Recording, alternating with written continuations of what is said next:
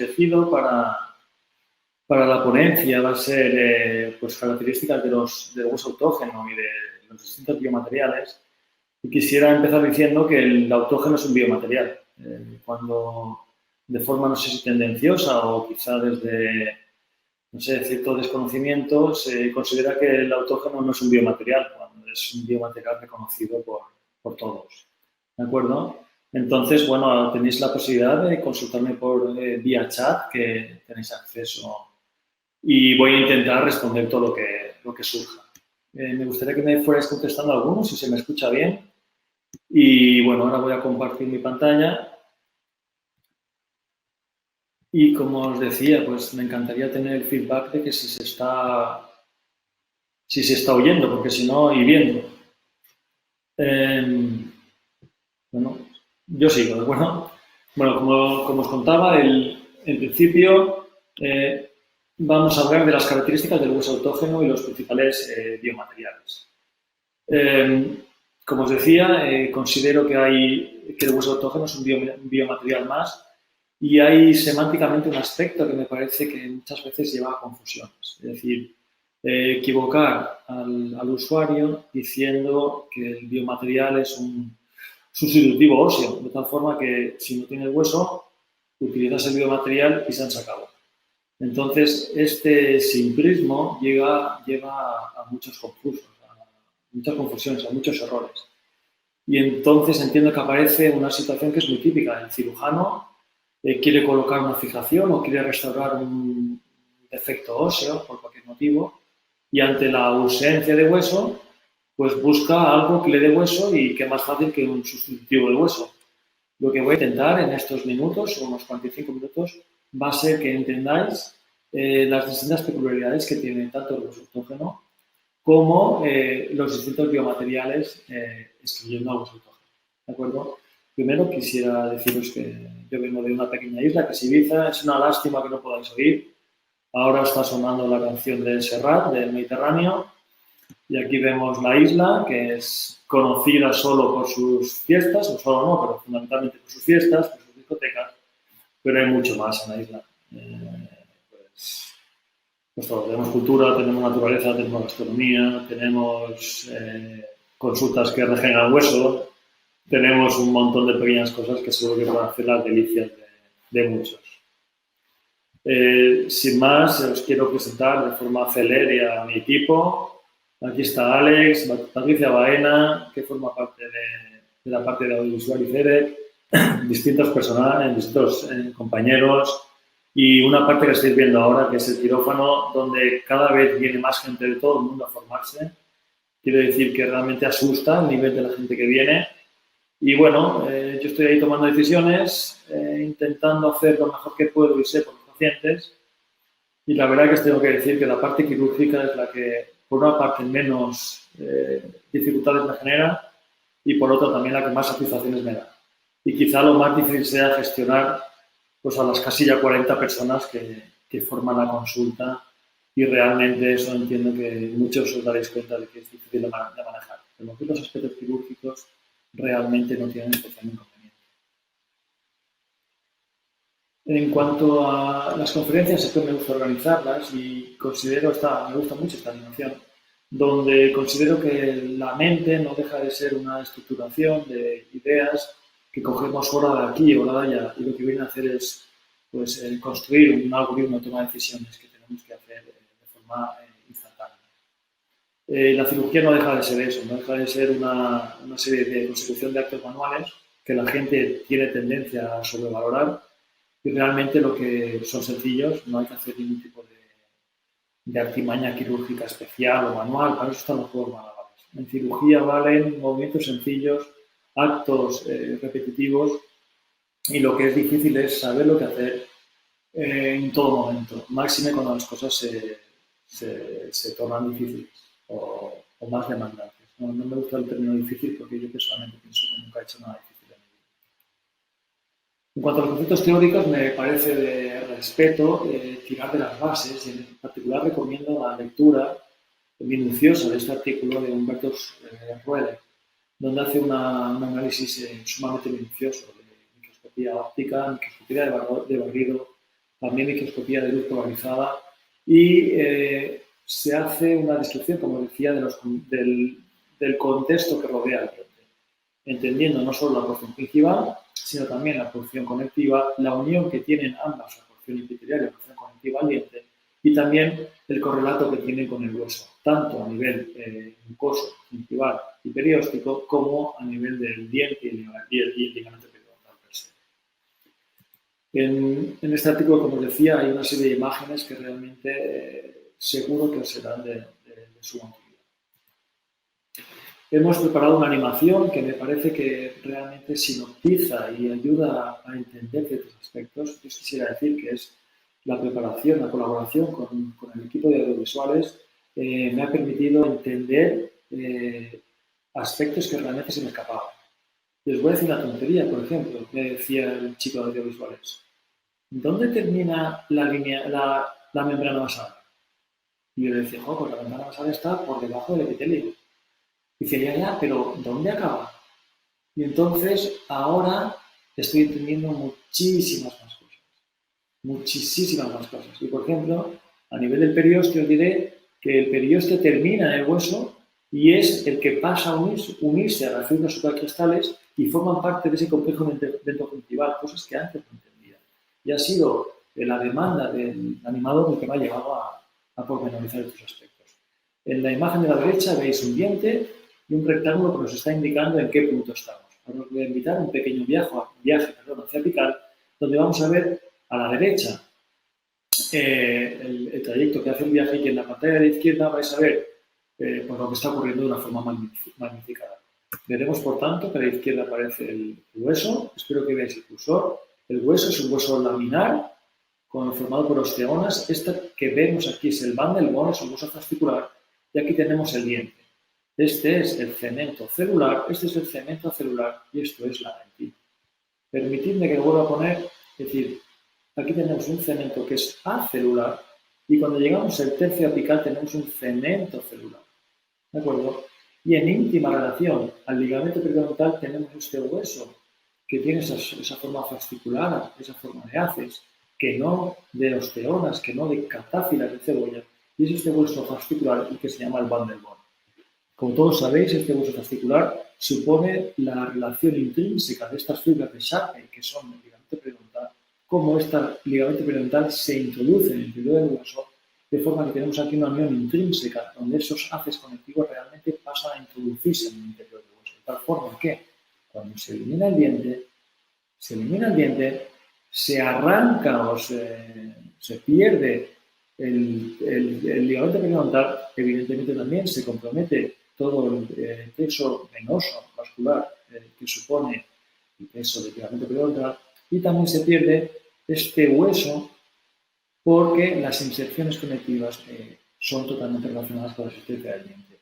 La pérdida de este bundle bone no es inmediata, lleva una serie de meses su pérdida, pero tenéis que saber que es absoluta. Esto es, cuando se pierde el diente, se va a perder todo el hueso fascicular.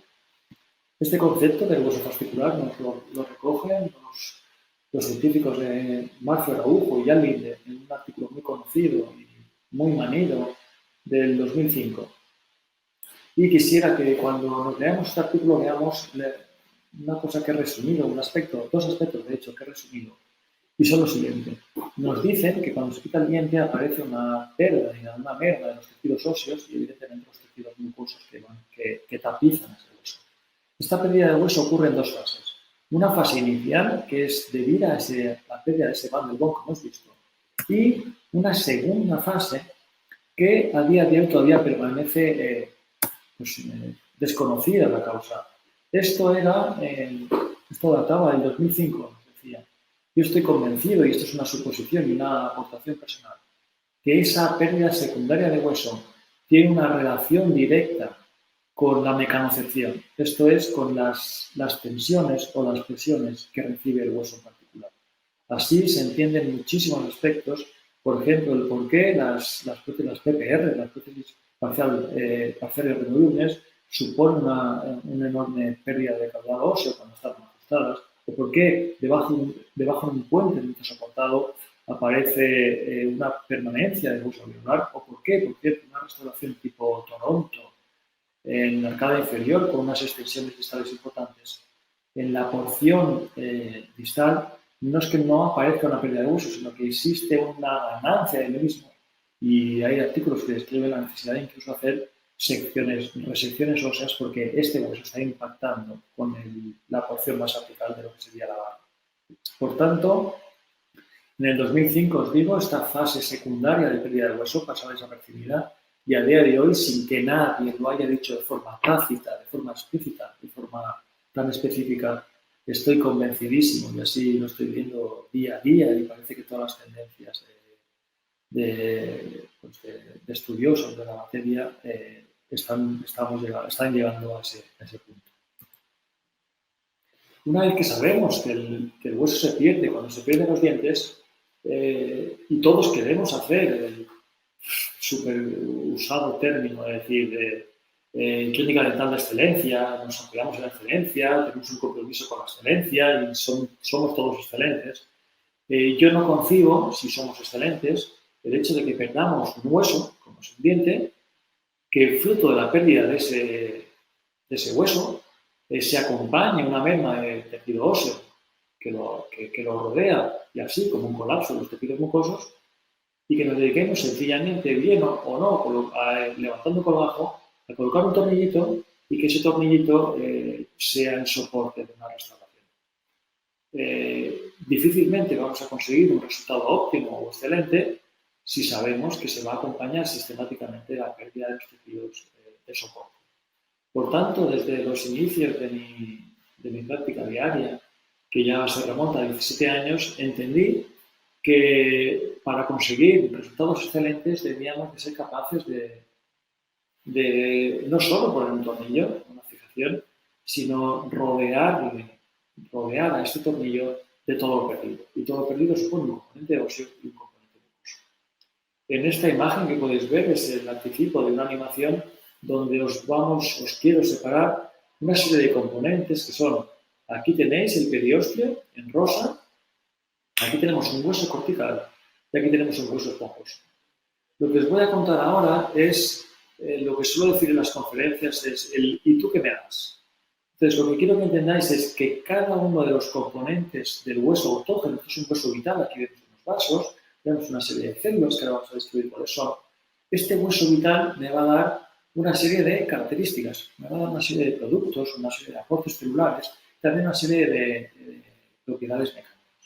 Entonces, quiero que las dominéis porque esto va a ser la base del entendimiento del comportamiento de tanto este hueso autógeno como de todos los biomateriales. Aquí os repito, esto es un hueso autógeno y tenéis que fiaros de mí. No podemos saber si esto es humano, de animales o de lo que sea, pero sabemos que está vivo porque vemos aquí una serie de vasos y una serie de células. ¿De acuerdo? Entonces, hacedme caso, esta animación pertenece a un hueso humano y en particular del mismo sujeto que va a recibir el hueso. Por tanto, este es un hueso autógeno. Aquí tenemos, como decía, periósteo, hueso cortical. Y en el hueso cortical aparece lo siguiente, aparece la unidad estructural fundamental de ese hueso cortical, que es este complejo de aquí, que se llama osteona. La osteona no es más que un sistema que alberga un paquete vascular nervioso y una serie de catáfilas, que son como aposiciones de mineral, que rodean a ese conducto, que es un conducto de Wolman, y lo que hace es generar esa unidad funcional que se va a distribuir según los estreses de fuerza que reciba este hueso cortical. Por tanto, tenemos nuestro periósteo, conducto de Wolman, conducto de Havertz y, de nuevo, conducto de Wolman que se distribuyen de forma perpendicular tanto hacia el periósteo como al endostio, y este conducto de Havertz pasa a hacer que este sistema se llame sistema haversiano. De tal forma que no confundáis, el sistema haversiano solo corresponde al hueso cortical. Y ahora vamos a ver qué es lo que nos da el hueso cortical. El hueso cortical nos da un enorme contenido mineral, dado que todo este hueso no deja de ser un colágeno tipo 1 que está especializado. Y esa especialización le confiere la potestad de ser recubierto por mineral. Ese mineral, básicamente, es esa patita que contiene sus 20 átomos de carbono y los 4 átomos de fósforo. ¿De acuerdo? Entonces tenemos aquí una enorme cantidad de mineral y apenas tenemos colágeno. ¿Por qué? Apenas tenemos colágeno porque está todo sepultado por el mineral. Eso es lo que aparentemente hay. Sin embargo, se trata de un compartimento que tiene un contenido mineral muy alto, pero sin embargo está tapizando, está depositado sobre una cantidad de colágeno importante. Por tanto, tenemos una alta cantidad de colágeno y una alta cantidad de mineral en el hueso cortical. ¿De acuerdo?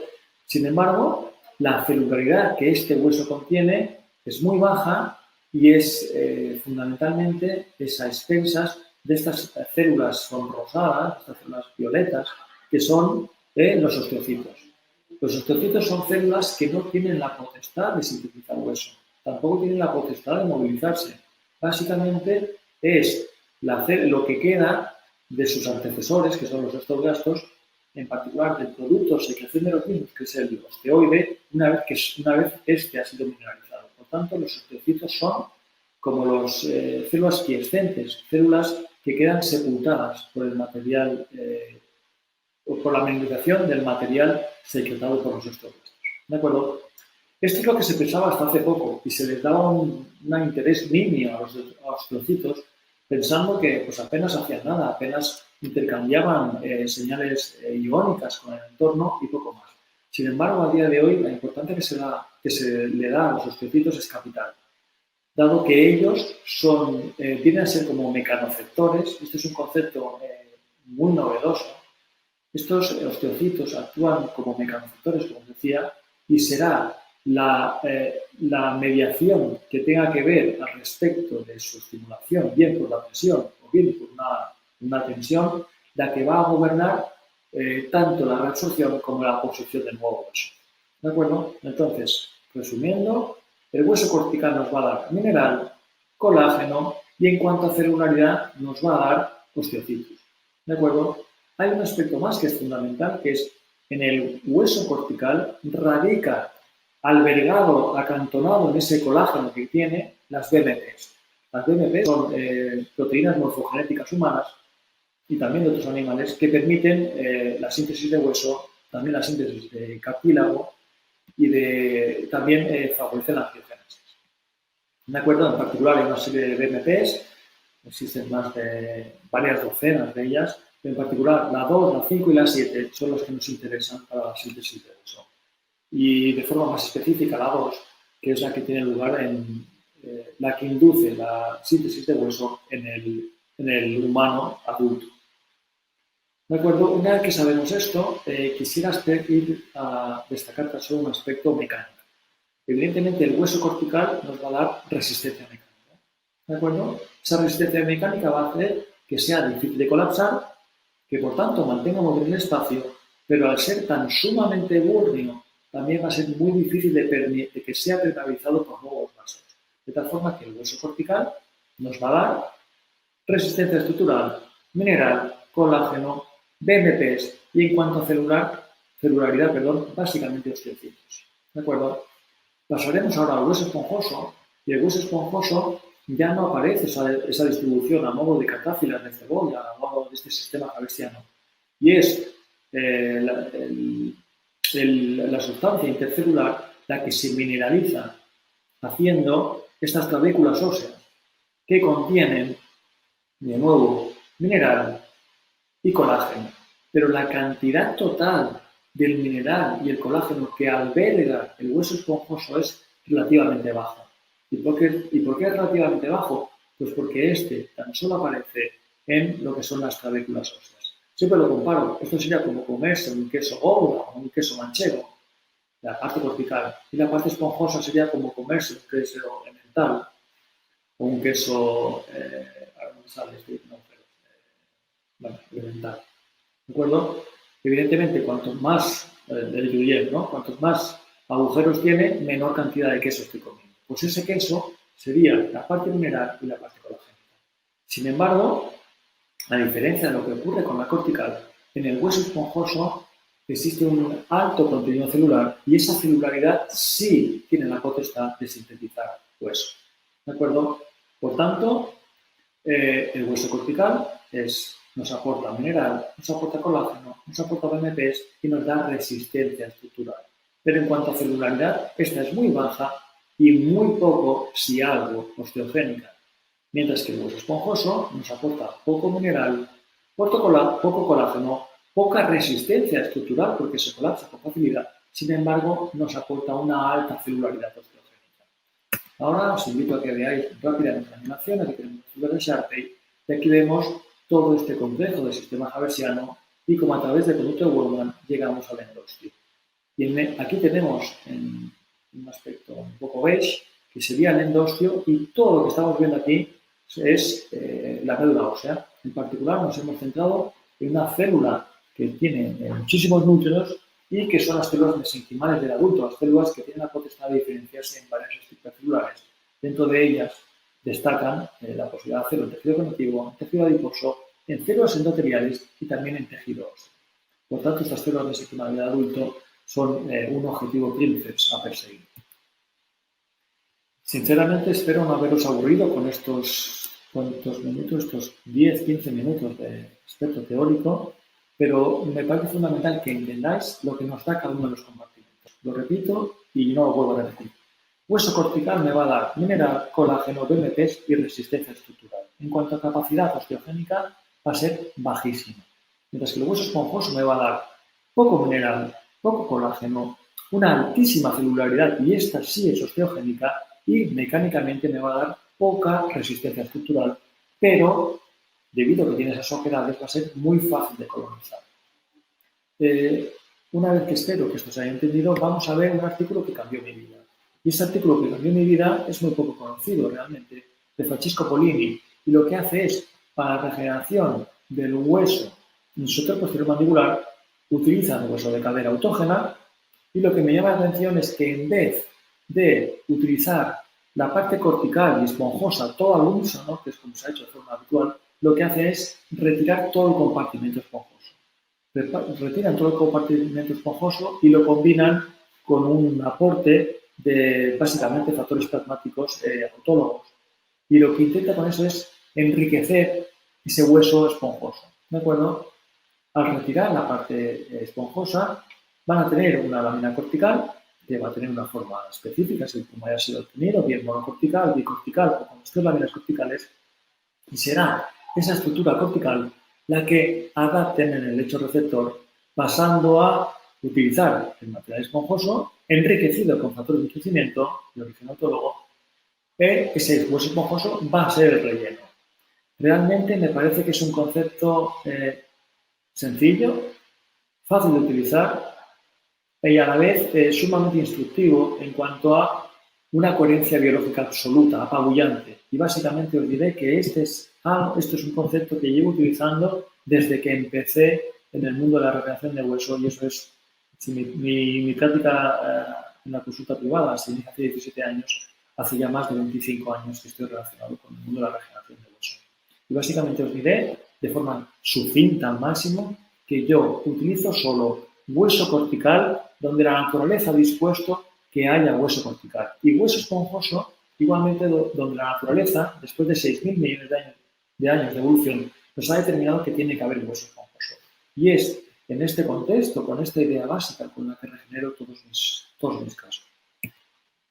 Ahora, de forma muy rápida, lo que quiero es, hemos hablado de la celularidad. En la celularidad viene, como os he dicho, básicamente el hueso esponjoso, apenas de hueso cortical, pero hay dos estructuras más, de hecho diría una tercera estructura más, que nos va a aportar también celularidad. Os invito aquí a que veáis el periostio. Aquí tenemos, esto que veis aquí, es el periostio. Aquí tenemos el hueso cortical, donde este se inserta mediante estas fibras, que son las fibras de Sharpey, que se llaman igual que las del ligamento periodontal, pero aquí lo que nos unen es el periostio al hueso cortical.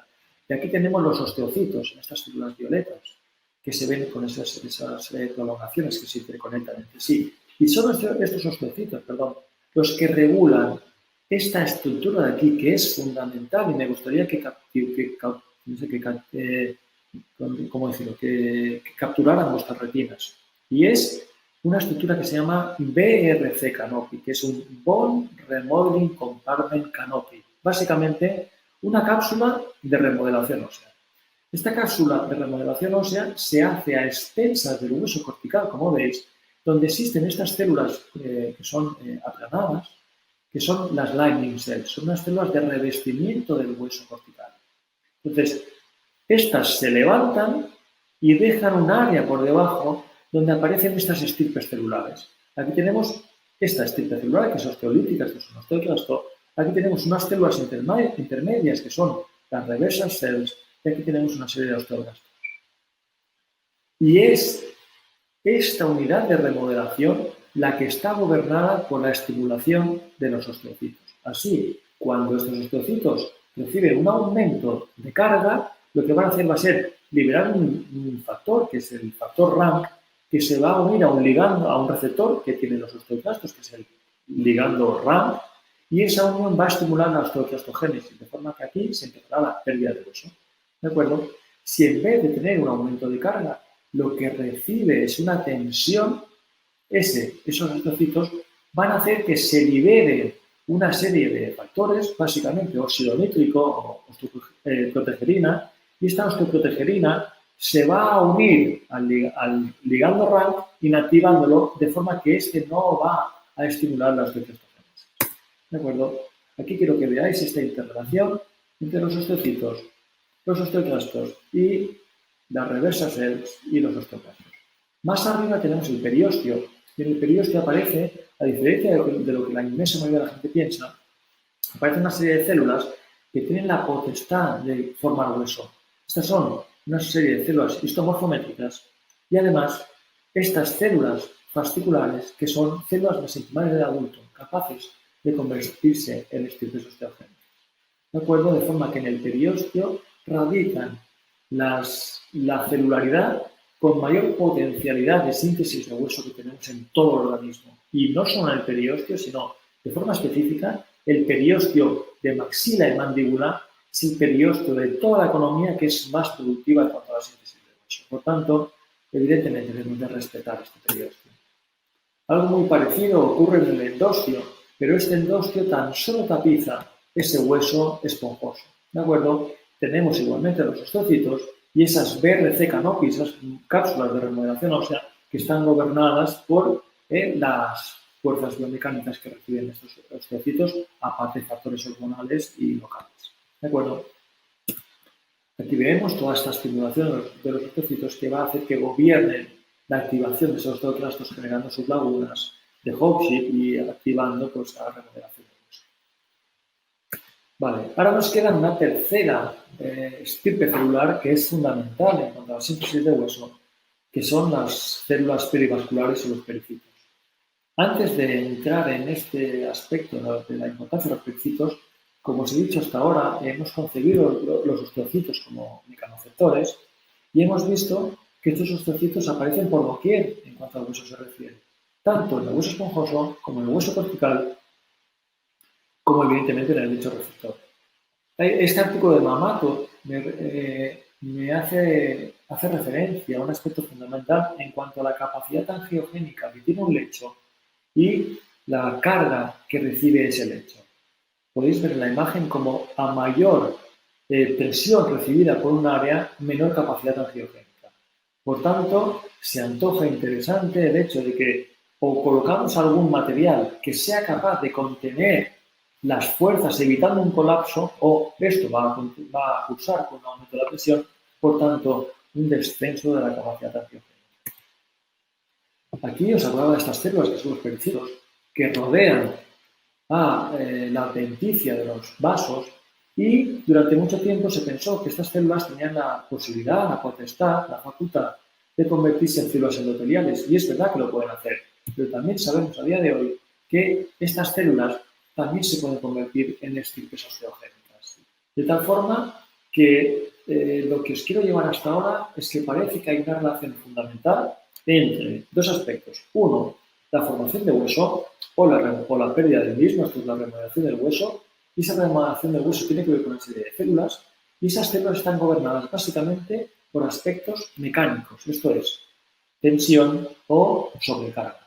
Mientras que, por otra parte, los mismos aspectos parecen gobernar la angiogénesis, de tal forma que no tiene sentido que mental el concepto de osteogénesis sin hablar de angiogénesis también. Os decía lo mismo al respecto de lo que eran las PMPs. Las PMPs no solo tienen la potestad de formar huesos, sino también modifican la capacidad angiogénica. ¿De acuerdo?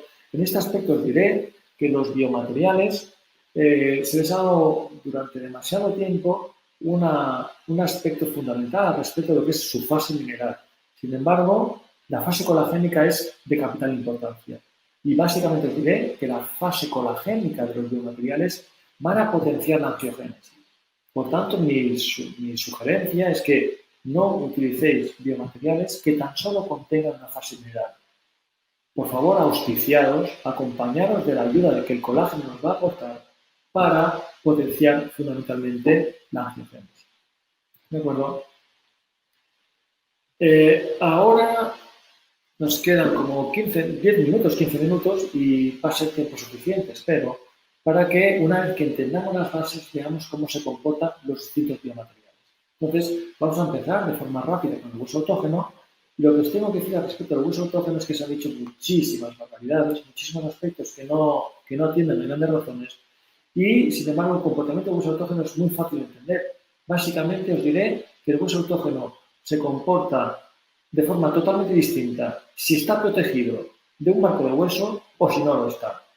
Y con lo que os he dicho hasta ahora, me gustaría que entendierais que el marco de hueso no es un aspecto ficticio, no es un concepto virtual, es algo totalmente real y lo que hasta ahora yo mismo concebía como un área que era capaz de aportar nutrientes, de dar soporte y de dar celularidad, ahora lo concibo como el marco de hueso es un área que nos protege de un aumento de tensión, de un aumento de presión, de una sobrecarga y por tanto ese marco hueso nos va a evitar que la zona que injertemos reciba una carga desmedida, por tanto se induzca la osteolisis. Espero que lo entendáis. Por tanto, como os pongo en esta diapositiva, diferenciaremos dos zonas totalmente distintas. Una zona que yo llamo un área verde, que es donde el comportamiento del hueso autógeno es sumamente satisfactorio y yo diría que tiene una enorme estabilidad en el tiempo y básicamente es porque está protegido de esa carga que va a recibir del entorno, mientras que la parte que se escapa a esos picos de hueso protectores es lo que yo llamo un área fuera del marco de hueso y esa área que radica fuera del marco de hueso va a ser sumamente desfavorable para el hueso autógeno. ¿Por qué? Porque el hueso autógeno es rico en osteocitos y esos osteocitos van a actuar como mecanoreceptores y como van a estar expuestos a un aumento de carga, se va a inducir la osteolisis del mismo. Lo que os he dicho ahora es un concepto de verdad fundamental, capital. Y por eso os estoy diciendo, y me gustaría que recordarais cuando os decía hace unos minutos, que en el 2005, cuando se decía que la segunda fase de remodelación del proceso alveolar pasaba desapercibida, yo lo que os he intentado hacer ver es que realmente la carga, la mecanocepción es la que gobierna el mismo. En este aspecto os recomiendo la lectura o bien del libro de texto de Fourcade o bien de sus artículos, donde nos hacen una diferencia en cuanto al comportamiento del hueso autógeno, bien dentro o bien fuera del marco de hueso. Y os tengo que decir que el comportamiento del hueso autógeno dentro del marco de hueso es sumamente satisfactorio y tiene una enorme estabilidad en el tiempo, mientras que cuando nos vamos fuera del marco de hueso, su comportamiento pasa a ser totalmente distinto. Y existe un aspecto fundamental, que es que este hueso regenerado fuera del marco de hueso debe recibir unas cargas que sean suficientes para mantener un balance adecuado entre la osteogénesis y la osteolisis. Y para someterse a esa carga es fundamental la colocación de una serie de fijaciones y que las mismas reciban una carga suficiente, que no desmedida y también que esta no sea insuficiente. Hay un aspecto que estuve discutiendo este fin de semana y me pareció sumamente fundamental. Quizá estamos siendo demasiado protectores con nuestro hueso y no le estamos sometiendo a cargas. Y esto está haciendo que al no distribuirse para contener esas cargas, estamos teniendo un hueso de muy mala calidad que va a responder mal. Por tanto, el concepto adecuado es un balance correcto de cargas. ¿De acuerdo? Entonces, que entendáis que el comportamiento del hueso autógeno, estoy hablando en zonas a regenerar, es radicalmente distinto, fuera o dentro del marco de hueso. Dentro del marco de hueso tiene una enorme estabilidad, podemos pasar a cargarlo sin tener especial premura en hacerlo, mientras que si escapamos fuera del marco de hueso y regeneramos una zona, antes de 16 semanas, tenemos que colocar las fijaciones o si no, lo vamos a perder en su totalidad. ¿De acuerdo? Acordaros de estos datos. 16 semanas después de regenerar hueso, de regenerar un defecto mediante hueso autógeno, debemos de pasar a colocar las fijaciones o lo perderemos. ¿De acuerdo? En este sentido, quisiera compartir un caso, que es un caso hecho por mí, en el que utilicé hueso de calota en una paciente joven que sufrió un accidente automovilístico y perdió toda la premaxila. Este es un caso que debe tener pues, ya 12 o 14 años. Y utilicé hueso de calota porque en ese momento se consideraba que el hueso de calota, al tener un origen embriológico desmal, iba a sufrir una reabsorción mínima. Como podéis ver en la viñeta del medio, lo que hice fue colocar ya ad modum fue a Curie, y yo ni le conocía, ya colocaba unas finas láminas corticales en la zona que yo quería regenerar, y lo que iba a hacer iba a ser rellenar los intersticios mediante hueso particulado. Todo esto era de origen de calota, como podéis ver en la imagen de la izquierda. Y en la imagen de la derecha del todo, veis que tengo una parte que está apoyada en el marco de hueso, y esa parte que apoya en el marco de hueso básicamente es ese diente, que es un canino, así como la parte más apical de la espina nasal, mientras que tenemos los dos bloques de la derecha que están totalmente fuera del marco del hueso y expuestos a una carga enorme. Sin embargo, todo era hueso de calota, donde en teoría no se tenía que reabsorber. El cirujano era yo y fue el mismo en ambos lados, y quiero que veáis lo que pasó 6 meses después. 6 meses después, bueno, en la imagen de la izquierda podéis ver cómo habíamos suturado y colocado unas lapas de acero en la zona donante. El comportamiento era excepcional. Y mirad la imagen de medio, como la parte de la izquierda podéis ver como el hueso que estaba contenido en el marco de hueso no se ha remodelado apenas en absoluto, mientras que la parte de la derecha, que escapaba fuera del marco de hueso, hemos tenido una remodelación muy importante. El mismo origen, el mismo cirujano, mismo procedimiento, en la misma paciente, sin ningún tipo de exposición, sin ningún tipo de complicación. El único distinto es que la zona de la derecha de la imagen o la izquierda del paciente era una área que estaba fuera del marco de hueso y, por tanto, estaba sometido a una enorme tensión, en particular por los bucinadores, por el músculo bucinador y el auricular de los lados. ¿De acuerdo? Para resolver el caso, nos vimos forzados a hacer una nueva regeneración, como veréis en la imagen de la derecha, y en este caso lo hicimos con hueso de rama o de línea ubicuestra. ¿De acuerdo? Yo he hecho un seguimiento de mis casos después de, como digo, pues 20 y pico años dedicado al mundo de la regeneración, y he visto lo siguiente. He visto en esta imagen, en este eje de abscisas y ordenadas, podéis ver a la izquierda la cantidad de ganancia de hueso que hemos generado hasta un máximo de los 8 milímetros en horizontal, y en la derecha el tiempo que ha transcurrido desde la regeneración. Y si os fijáis en lo siguiente, veremos en blanco, veremos que cuando hemos colocado hueso hasta regenerar a un total de 8 y este está dentro del marco de hueso, tenemos una enorme estabilidad en el tiempo. Sin embargo, si hacemos lo mismo y en esta ocasión pasamos a colocar implantes, vemos que no es que solo haya no vamos a aceptar una pequeña pérdida de hueso como ocurrió anteriormente, sino que el hecho de regenerar y colocar los implantes va a hacer que este hueso tenga una enorme estabilidad. Por tanto, el hecho de injertar con hueso autólogo y colocar los implantes nos va a dar más estabilidad. Esto ocurre dentro del marco de hueso y, aunque la diferencia no es enorme, ya es destacada, ya es considerable. Sin embargo, fijaros lo que ocurre cuando vamos fuera del marco de hueso. Si voy fuera del marco de hueso y no coloco ningún implante, mirad como a partir de las 16 semanas aparece un descenso enorme en la cantidad del hueso que tenemos. Por tanto, si regeneramos fuera del marco de hueso y no hacemos nada, no es que vayamos a perder el 20, el 30 o el 40% que dice mucha gente, sino que es que lo podemos perder absolutamente todo. Sin embargo, de nuevo, como ocurría en las zonas regeneradas dentro del marco de hueso, si pasamos a colocar nuestros implantes, el comportamiento cambia radicalmente. De tal suerte que, si regeneramos fuera del marco de hueso y pasamos a colocar implantes, vamos a tener una enorme estabilidad del hueso regenerado.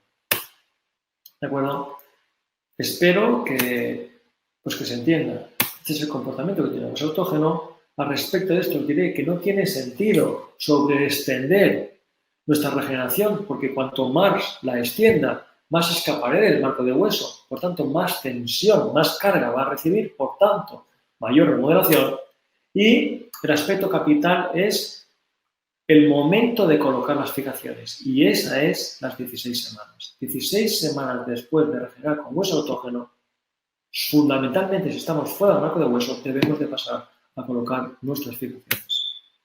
En cuanto a interrogantes, pues me surge lo siguiente: ¿debemos aceptar esa pequeña pérdida, o pequeña si estamos dentro del marco de hueso, o importante si estamos fuera del marco de hueso? Mi respuesta es radical no. No debemos de aceptar esa pérdida de hueso, y para este aspecto es fundamental la utilización de biomateriales. ¿De acuerdo? Mi amigo Luca de Stavola propugna algo en el 2013 que yo llevo utilizando 17 años, que es el hecho de estratificar. Yo he utilizado hueso autógeno de base para regenerar mis defectos óseos, pero sistemáticamente he utilizado los biomateriales para dar estabilidad a los mismos. No, como la inmensa mayoría de los autores, combinándolo a modo de lo que yo llamo pasteta, a modo de mix, sino utilizarlo de formas puras, de forma que utilizo biomateriales de forma sistemática y lo hago tanto como el hueso autógeno, pero coloco cada parte donde corresponde y sobre todo en el momento que corresponde. Y el objetivo del webinario es que os sirva para que lo entendáis. Me temo que no vamos a tener mucho tiempo, así que voy a pasar a explicar el comportamiento de los distintos biomateriales y me gustaría instar a San Icía y a Jesús a que el próximo webinario os pueda ir contando el resto de los enfoques, porque realmente nos ha comido el tiempo. Esto me lo voy a saltar y quisiera explicaros, quisiera explicaros el comportamiento de los distintos biomateriales. Vamos a ir aquí. Sí que teníamos que contar. Vale. Apenas unos minutos y os voy a contar, espero que podáis ver esta porción, el comportamiento de los distintos biomateriales. Si he conseguido que entendáis el hueso autógeno, esto os va a resultar sumamente sencillo. En cuanto a los biomateriales, los vamos a dividir en los siguientes tipos. Unos que tienen un recambio muy rápido y lo hacen de forma absoluta. Aquí en este vídeo lo hemos ejemplificado mediante unos azucarillos. Básicamente es un terrón de azúcar que se coloca en agua y se disuelve de forma rápida y absoluta. Esto es, desaparece.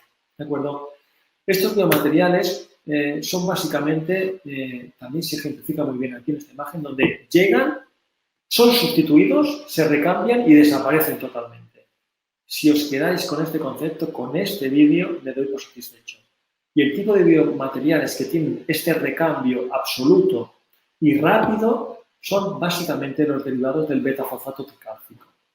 Los beta-TCPs tienen ese comportamiento, se sustituyen muy rápidamente y lo hacen totalmente.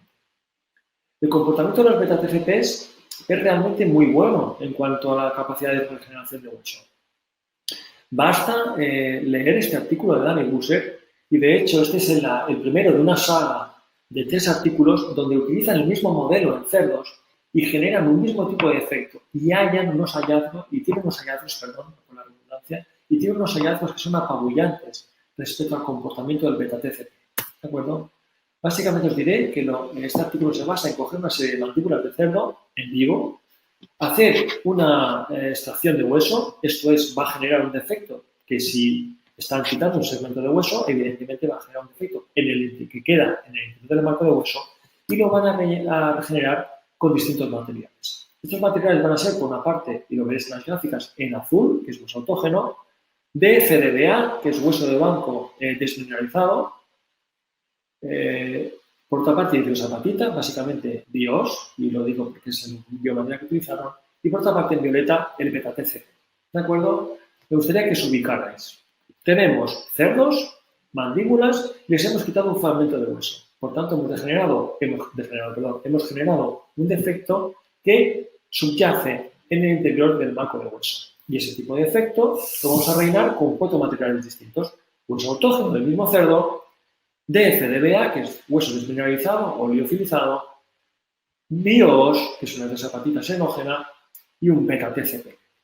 Y lo que vamos a mirar en esta gráfica es el porcentaje de nuevo hueso en defectos estandarizados, que es porcentaje de nuevo hueso en el interior del marco de hueso al utilizar estos materiales. Y lo que vemos en las primeras 6 semanas es que el más osteogénico es el hueso autógeno, evidentemente. A las 4 semanas, donde más porcentaje de nuevo hueso hay, esto es osteogenia, se da con el hueso autógeno. Pero fijaos como en la 12ª y a los 6 meses, la cantidad, el material más osteogénico es el beta-TCP, estando incluso por delante del hueso autógeno. Por tanto, y superando con creces tanto al DFDBA, al desmineralizado, como al BIOS. Por tanto, el beta-TCP del interior del marco de hueso es más osteogénico que en ningún otro material, incluyendo el hueso autógeno, a las 12 y a las 24 semanas. ¿De acuerdo? Si pasamos a mirar ahora el porcentaje de la superficie del injerto cubierta por hueso, esto es un follón, pero es lo que dice el artículo, y yo simplifico diciendo el porcentaje de la superficie del injerto cubierta por hueso es la osteoconducción, veremos un dato que de nuevo es apabullante al respecto del comportamiento del hueso autógeno y también del beta-TCP, viendo que es el que mejor resultado tiene, evidentemente, el hueso autógeno, pero le sigue de cerca el beta-TCP, quedando bastante alejado del comportamiento del beta-TCP y del autógeno, tanto el DFDBA como la diosapatita. Esto, señores y señoras mías, o perdón, señoras y señores míos, no lo digo yo, esto lo dice Danny Busser, y este inicio de estudio de modelo tiene 2 secuelas más, donde los hallazgos son exactamente los mismos. Por tanto, el beta-TCP es el mejor material para regenerar hueso en el interior del marco de hueso. Inconveniente, tiene, al tener un recambio muy alto, si el defecto es importante en tamaño, se va a remodelar tan rápido que no va a dar tiempo para la osteogenia. De tal forma que os diré, a modo de lo que yo llamo recetas de magdalena, que entendáis que para defectos pequeños el beta-TCP es un comportamiento excepcional, pero solo en el interior del marco de hueso. Fuera del marco de hueso, el beta-TCP no sirve para nada. ¿Se ha entendido?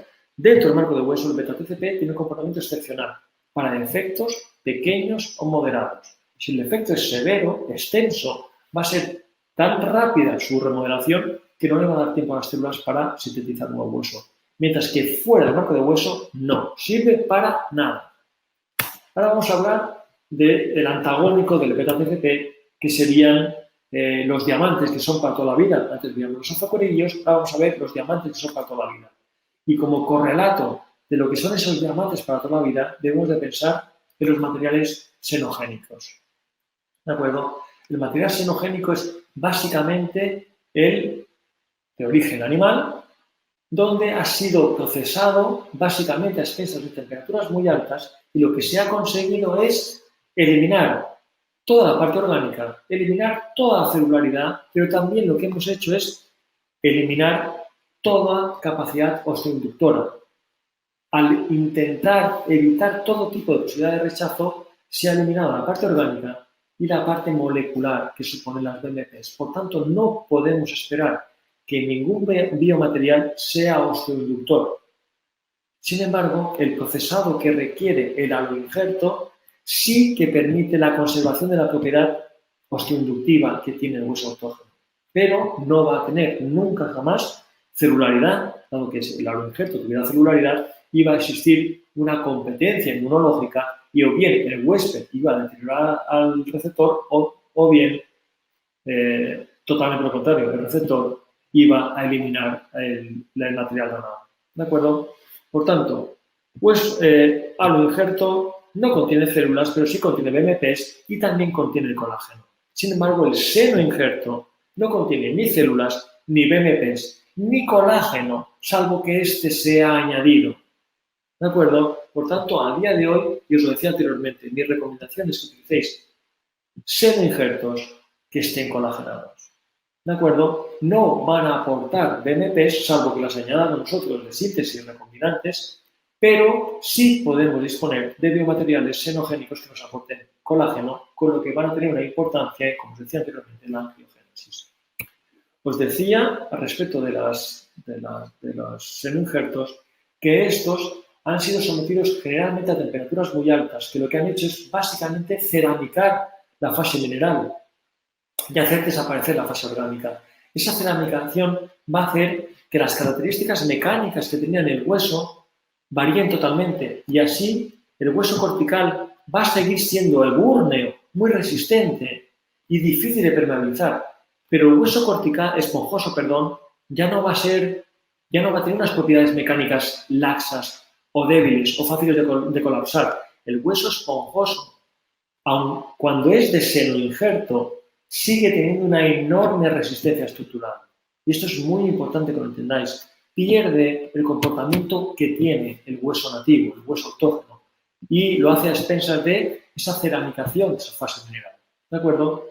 Por tanto, ¿qué peculiaridad va a tener el hueso esponjoso? El hueso esponjoso va a seguir aportando mineral, que no celularidad, ni BMPs, va a poder tener colágeno, si se añade, pero va a tener todas esas oquedades que van a permitir la colonización por células osteolíticas, que generarán el entorno para la aposición del nuevo hueso. ¿De acuerdo? Esta diapositiva es de capital importancia y con esto me parece que vamos a terminar y nos va a quedar unos minutos para resolver cuestiones. Os decía anteriormente que el beta-DCP dentro del marco de hueso y en defectos pequeños o moderados nos va a potenciar la osteogenia. Sin embargo, fuera del marco de hueso no servía para nada. ¿De acuerdo? Al respecto de los xenógenos, os diré casi todo lo contrario. Dentro del marco de hueso tienen la potestad de ser sustituidos por nuevo hueso, pero solo lo harán de forma relativamente tardía. Esto es, al ser tan sumamente búrneos, van a requerir un enorme esfuerzo por parte de las células receptoras para ir lisándolo y para ser invadido por nuevos vasos. Por tanto, el comportamiento del hueso xenógeno dentro del marco de hueso es favorable, pero requiere tiempo, mucho más tiempo que el autógeno, que el beta-TCP, para ser sustituido por nuevo hueso. Y lo va a hacer de forma mantenida, pero mantenida es durante muchísimas décadas. De tal forma que, si hacemos una biopsia en una zona que hemos regenerado con un xenógeno, podemos hacer una biopsia, 5 décadas después y seguiremos teniendo restos de biomaterial que todavía son inertes y que todavía no han sufrido una remodelación absoluta. ¿De acuerdo? Sin embargo, fuera del marco de hueso, este comportamiento es totalmente distinto, no totalmente distinto, pero tiene una peculiaridad fundamental y es la siguiente. Fuera del marco de hueso, el material xenógeno no se convierte en hueso, y esto es capital. El xenógeno fuera del marco de hueso no se convierte en hueso. Sin embargo, no pierde volumen como sí ocurría con el hueso autógeno o con el beta-TCP, y esa no pérdida de volumen lo hace a expensas de una encapsulación en tejido conectivo denso. Esto que os estoy diciendo no lo digo yo, lo dice Marcio Araujo, Jan Linde, Giuseppe Cardaropoli y el resto de autores. No lo estoy diciendo yo. Por tanto, este es un artículo donde compara el comportamiento del hueso autógeno de fuera del marco de hueso, este es en perros, y compara un mismo volumen de cilindros obtenidos de autógeno con cilindros de biomaterial xenógeno y se ve exactamente lo que os estoy diciendo.